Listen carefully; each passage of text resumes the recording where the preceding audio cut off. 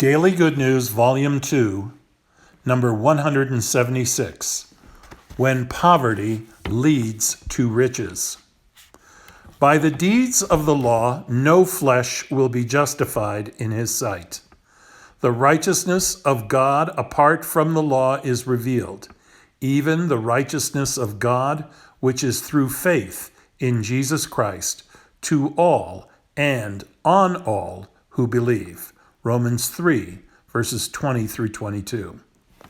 Some people feel apprehensive lest laying stress on such texts as this should discredit the law.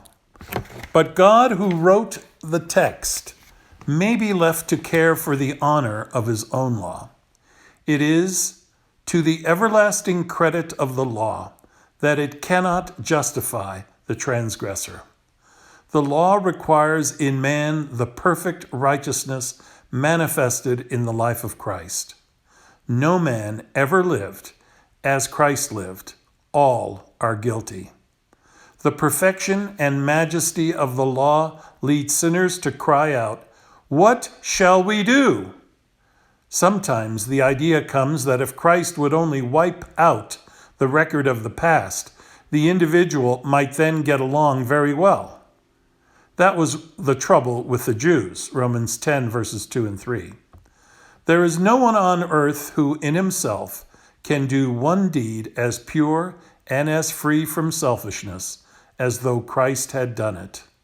Whatever is not from faith is sin, Romans 14:23. There never was a better man than Paul as a man. If anyone outside of Christ ever did a good deed, Paul did.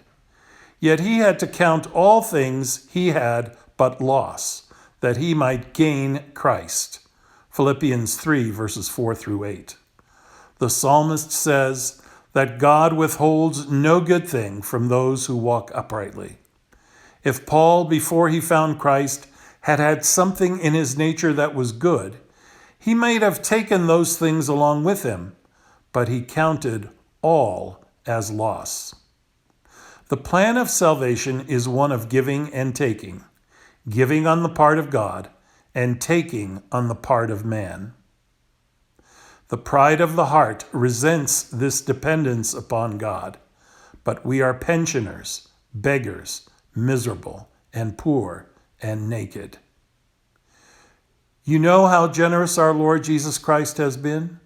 He was rich, yet for your sake he became poor, so that through his poverty you might become rich. 2 Corinthians 2, chapter 8, verse 9.